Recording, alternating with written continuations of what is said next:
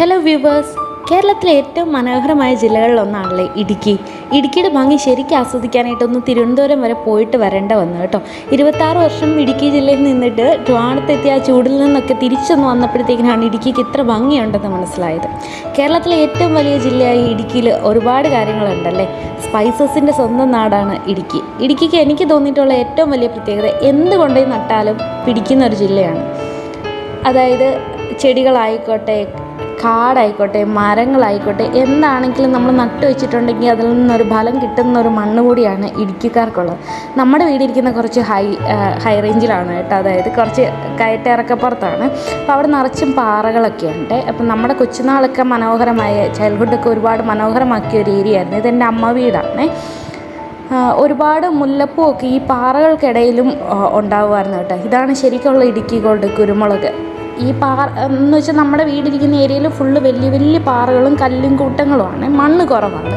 എങ്കിൽ പോലും അവിടെ ഇല്ലാത്ത സാധനങ്ങളൊന്നുമില്ല. ചക്ക, മാങ്ങ, എല്ലാ വക സാധനങ്ങളും ഉണ്ട്, ഇഷ്ടംപോലെ ചെടികൾ. ഇത് വലിയൊരു പാറയാണ്. ഒരുപാട് നാളുകൾ കഴിയുമ്പോൾ ഈ പാറകൾക്കൊക്കെ ഓരോ വ്യത്യാസങ്ങൾ വരുമല്ലോ. നമ്മൾ കൊച്ചായിരുന്നപ്പോഴത്തേനും ഇതൊരു ഒറ്റ പാറയായിരുന്നു. ഇപ്പോൾ അത് വിണ്ട് കീറി 2-3 ഒക്കെ ആയിട്ടാണ് ഇരിക്കുന്നത്. പിന്നെ പാറ പൊടിഞ്ഞ് മണ്ണാവും, അങ്ങനെ പല പല വ്യത്യാസങ്ങൾ വരുമല്ലോ. ഈ പാറപ്പുറത്തൊക്കെയാണ് നമ്മൾ കൊച്ചുനാളിൽ എല്ലാവരും കൂടി ഒരുമിച്ചിരുന്ന് കളിക്കുന്നതും. ഒരുപാട് മെമ്മറീസ് ഉള്ള സ്ഥലമാണ്. ട്രിവാൻഡ്രത്തുനിന്ന് എനിക്ക് പിന്നെ തോന്നിയൊരു വ്യത്യാസം എന്താണെന്ന് വെച്ചിട്ടുണ്ടെങ്കിൽ, നമ്മുടെ ഇവിടെ എന്ത് സാധനം വേണമെന്നുണ്ടെങ്കിലും പറമ്പിൽ നിന്ന് കിട്ടും. പുളി ആയിക്കോട്ടെ, അതേപോലെ തന്നെ കുരുമുളക്, ഏലക്ക, ഗ്രാമ്പു, ജാതിക്ക തുടങ്ങി എന്ത് സാധനം വേണമെന്നുണ്ടെങ്കിലും നമ്മുടെ മുറ്റത്തേക്ക് ഒന്ന് ഇറങ്ങിയാൽ മതി. കാന്താരി മുളക് തൊട്ട് എല്ലാ സാധനങ്ങളും കാണുമല്ലോ. ട്രിവാൻഡ്രത്ത് അതില്ല. എന്ത് സാധനം വേണമെങ്കിലും നമ്മൾ വില കൊടുത്ത് മേടിക്കണം. ഇതെൻ്റെ അമ്മ വീടാണ്. അമ്മാമ്മ താമസിച്ചിരുന്ന വീടാണ്. അമ്മാമ്മ ഇപ്പം മരിച്ചു പോയി. ഇപ്പോൾ ഏകദേശം 1 വർഷം കഴിഞ്ഞു.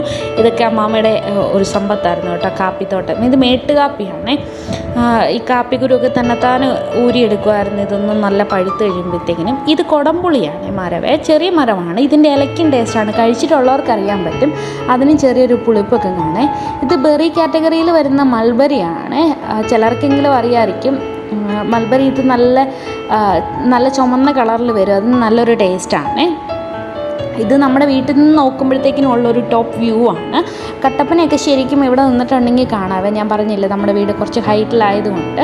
ഇത് അപ്പൂപ്പന്താടിയാണ്. കൊച്ചിയിൽ നമ്മൾ ഇത് പറിച്ചിട്ട് ഇങ്ങനെ ഊതി കളിക്കത്തില്ലായിരുന്നു. അപ്പോൾ ഒത്തിരി നാൾ ഇത് നേരത്തെ ഞാൻ അവിടെ താമസിച്ചുകൊണ്ടിരുന്നപ്പോൾ ഇതൊന്നും ശ്രദ്ധിക്കുന്നില്ലാത്ത കാര്യങ്ങളായിരുന്നേ. ഇവിടുന്ന് തിരിച്ച് ചെന്നപ്പോൾ അപ്പൂപ്പന്താടി വരെ നമുക്കൊരു കൗതുകമായിട്ട് തോന്നുന്നുണ്ട്. നല്ല കാടും ആ പച്ചപ്പും. ഇത് കാച്ചിലാണ് കേട്ടോ, വയലറ്റ് കളറിലെ കാച്ചിലില്ലേ, അതാണേ. ഇതൊന്നും ആരും നട്ടുപിടിപ്പിച്ചൊന്നുമല്ല, തന്നെത്താൻ ആ മരത്തേക്കിടയ്ക്ക് കയറി കിളുത്ത് വന്നേക്കുന്നതാണ്. ഇത് നമ്മുടെ വീടിൻ്റെ ഏറ്റവും ടോപ്പിൽ ചെന്ന് നിൽക്കുമ്പോൾ ഉള്ള വ്യൂ ആണ്. ഇവിടെ നോക്കിയാൽ കാറ്റാടിപ്പാടമില്ലേ, രാമക്കൽമേട് കാറ്റാടിപ്പാടത്തെ കാറ്റാടി ജസ്റ്റ് കറങ്ങുന്നത് നല്ല ശ്രദ്ധിച്ച് നോക്കിയിട്ടുണ്ടെങ്കിൽ കാണാവേ. അപ്പോൾ അത്രയും ഹൈറ്റിലാണ് ഈ ഏരിയ ഇരിക്കുന്നത്. നല്ല രസമാണ്. വെയിലില്ലാത്ത സമയത്താണെന്നുണ്ടെങ്കിൽ കുറച്ചും കൂടി റിലാക്സ് ചെയ്തൊക്കെ ഇരിക്കാൻ പറ്റും. ഇതെന്തോ കാട്ടിൽ നിൽക്കുന്ന ഒരു മരമാണ്. കണ്ടപ്പോൾ എനിക്കൊരു ഭംഗി തോന്നി. കാണാൻ നല്ല രസമില്ലേ. ഇത് കൂട്ട് കായ്കൾ അതിനകത്ത് നിറച്ചുണ്ടായിരുന്നേ. ഇത് ആടലോടകമാണ് കേട്ടോ. അതൊക്കെ ചുമ്മാ കാട്ടിൽ ഇങ്ങനെ ഉണ്ടായി നിൽക്കുന്നതാണ്. ഇവിടെയൊക്കെ വന്നപ്പോഴത്തേക്കിനും എല്ലാവരും വീട്ടുമുറ്റത്തൊക്കെ നട്ടുപിടിപ്പിക്കാൻ ശ്രമിക്കുന്ന ഒരു മരമാണ്. നമുക്കിത് കാട്ടിൽ നിൽക്കുകയാണ്. ഇത് കാട്ടുപാവയ്ക്കാണ്. ചെറിയ പാവയ്ക്കാണ്. കോവയ്ക്കയുടെയൊക്കെ അത്രയും വലുപ്പമുള്ളൂ കാട്ടുപാവൽ. അത് നല്ല ടേസ്റ്റ് ഉള്ളതാണ്. ഇത് പാഷൻ ഫ്രൂട്ടാണ്. ഇതെല്ലാം കിടക്കുന്നത് നമ്മുടെ വീടിൻ്റെ ഏറ്റവും മുകളിലുള്ള ഒരു ഏരിയയിൽ ചുമ്മാ കാട് പിടിച്ച് കിടക്കുന്ന സ്ഥലത്താണ് ഇത്രയധികം സാധനങ്ങളുള്ളത്. ഇത് കണ്ടോ, മലമുകളിലെ വ്യൂ കാണാൻ നല്ല ഭംഗിയില്ലേ. കുരിശുമല കയറുന്ന ഒരു മലയാണ് ഞാനിപ്പോൾ നിൽക്കുന്നതിൻ്റെ ആ ബാക്ക് സൈഡിലുള്ളത്. വെള്ളയങ്കുഴി പള്ളിയിൽ നിന്ന് കുരിശുമല കയറി വരുന്ന ഏരിയയാണ്. അപ്പോൾ ആ ഒരു സീസൺ ടൈമൊക്കെ ആകുമ്പോഴത്തേക്കിനൊക്കെ ഭയങ്കര ഒരു വൈബാണ്. ഇപ്പോഴും തന്നെ ഇടുക്കിയിൽ അത്യാവശ്യം നല്ല ഓണം ടൈമിലൊക്കെ നല്ല മഴയും മഞ്ഞും ഉള്ളതായതുകൊണ്ട് ഇപ്പോൾ ജസ്റ്റ് ഒരു ഇളം വെയിൽ കിട്ടിയപ്പോഴത്തേക്കിനാണ് നമ്മളിതൊക്കെ ഒന്ന് നോക്കാൻ വേണ്ടിയിട്ട് കയറിപ്പോയത്. ഇതൊക്കെ അമ്മാമ്മ നട്ടുപിടിപ്പിച്ചിട്ടുള്ള ചെടികളാണ്. നല്ല രസമില്ലേ ഇത് കാണാൻ വേണ്ടിയിട്ട്. അതൊക്കെ കുറേ വർഷങ്ങളായിട്ട് ആ മുറ്റത്തുള്ളതാണ്.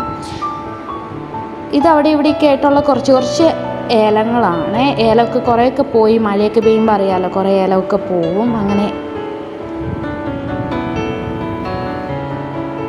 ഇത് നമ്മുടെ വീടിന് മുകളിലുള്ളൊരു കിണറാണ്. കിണറിലേക്ക് ചുമ്മാ നടന്ന് പോവുകയാണ്.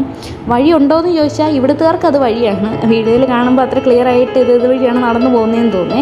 ഇത് കിണറൊക്കെ നിറഞ്ഞൊഴുകുന്ന വെള്ളമാണ്. ചെറിയൊരു തോടാണ്. ഏലത്തിൻ്റെയൊക്കെ ഇങ്ങനെ ഒരു പറമ്പിൻ്റെ സൈഡിൽ കൂടിയാണ് നമ്മൾ പോകുന്നത്. ചെറിയൊരു വഴിയേ ഉള്ളൂ, ഒരാൾക്ക് നടന്നു പോകാൻ പറ്റുന്ന ഒരു വഴിയേ ഉള്ളൂ. നമുക്കിതൊക്കെ ശീലമാണ് ഇതുവഴി നടന്നു പോകാനായിട്ടൊക്കെ. ഇത് കമ്മൽ പൂവാണ്. ഈ വർഷം ഓണത്തിനൊക്കെ ഭയങ്കര ട്രെൻഡിങ് ആയിട്ടുള്ളൊരു പൂവായിരുന്നു. നമുക്കിത് കാട്ടിൽ കിടക്കുന്നുണ്ട്, ഒരുപാട് പേര് പൈസ കൊടുത്തൊക്കെ വാങ്ങിക്കുന്നൊരു പൂവാണ് ഇത്. നല്ല ഒരുപാട് വർഷമായിട്ടുള്ള ഒരു കിണറാണ് ഇവിടെ ഉള്ളത്. ഒരുപാട് പേര് വെള്ളം എടുക്കുന്നൊരു കിണറാണ്. നല്ല കണ്ണീര് പോലത്തെ വെള്ളമാണ്. ഇപ്പം നല്ല വെള്ളം കിട്ടാനായിട്ട് അതിൽ നിന്നൊക്കെ കോരിയെടുക്കുന്ന വെള്ളത്തിന് നല്ല തണുപ്പുമായിരിക്കും. നല്ല ശുദ്ധമായിട്ടുള്ള വെള്ളമാണ്. ഇത് മണി പ്ലാന്റ് ആണ്. അത് തോട്ടിൽ ചുമ്മാ കിളുത്ത് കിടക്കുന്നതാണ്, ആരും നട്ടു വെച്ചതൊന്നുമല്ല.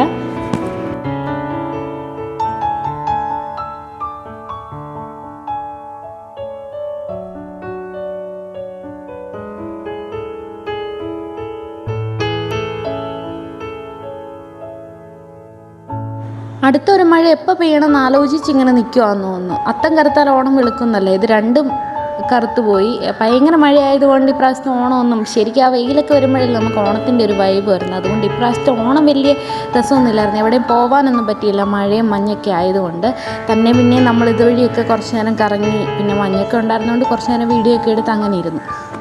അപ്പോൾ അത്രയേ ഉള്ളൂ. നമ്മുടെ ഈ ഒരു കുഞ്ഞു വീഡിയോ ഇഷ്ടപ്പെട്ടെങ്കിൽ ലൈക്ക് ചെയ്യുക, ഷെയർ ചെയ്യുക, സബ്സ്ക്രൈബ് ചെയ്യുക. താങ്ക്